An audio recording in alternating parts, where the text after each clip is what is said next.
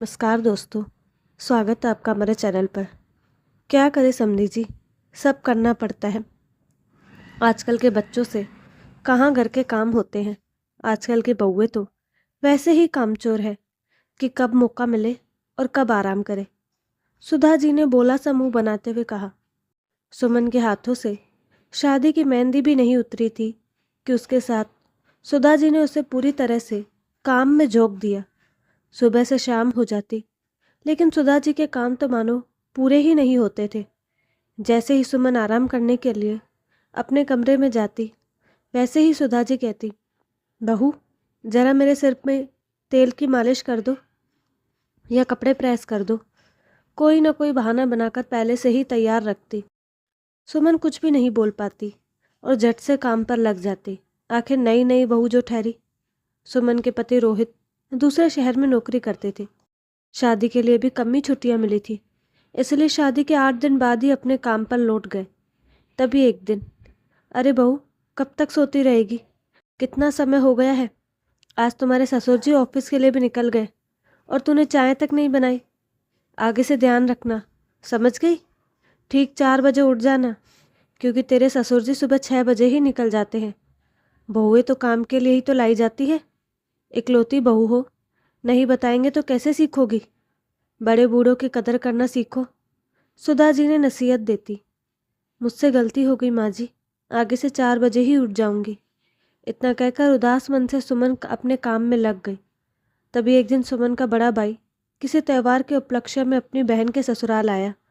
सुमन ने अच्छे से अपने भाई का सत्कार किया और मन ही मन सोचने लगी कि सासू माँ उसकी तारीफ करेंगी बड़े भैया के सामने, क्योंकि वह पूरे दिन घर के काम और सास ससुर की सेवा करती है।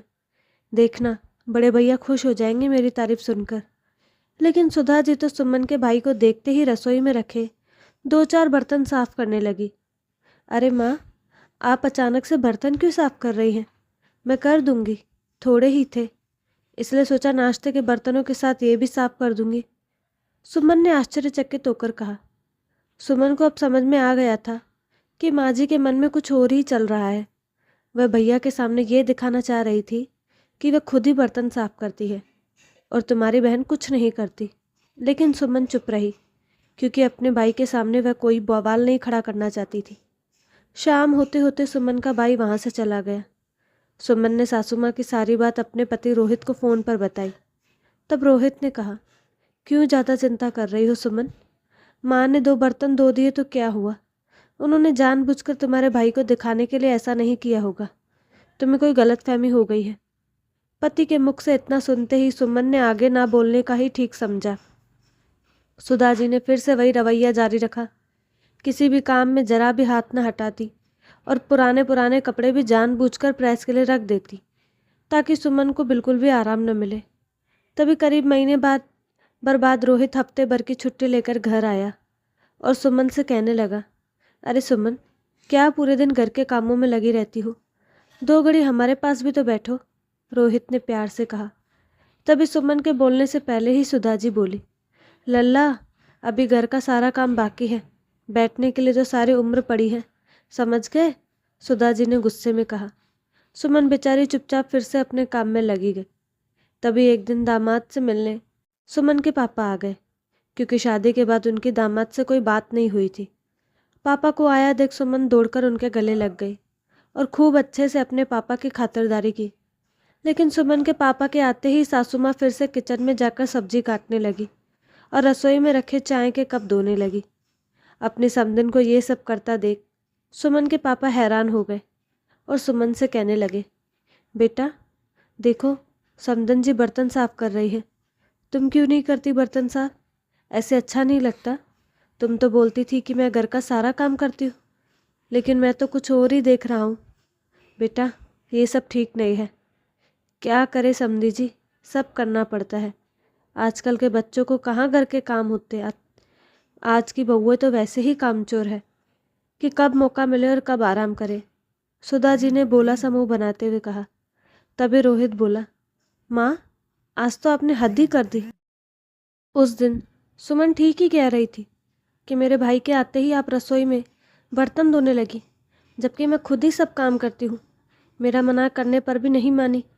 शायद भैया को दिखाना चाहती थी कि आप ही सब काम करती हैं, लेकिन मैंने सुमन की बात सुनकर अनसुनी कर दी थी।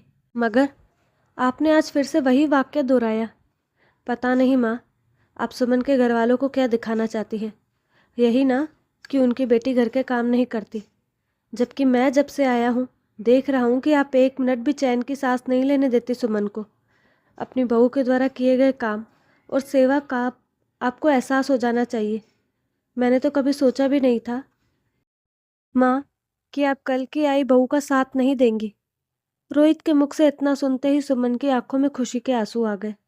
अब उसे कुछ भी कहने की ज़रूरत नहीं थी। सही समय पर रोहित ने अपनी पत्नी का साथ दिया, जो कि वह हकदार भी थी। सुमन के पापा के सामने ही रोहित ने अपनी माँ की हकीकत बयान कर दी और अब सुमन के पापा को भी यकीन हो चुका था कि उनकी बेटी में कोई कमी नहीं है। वह अपनी जिम्मेदारी अच्छे से निभा रही है।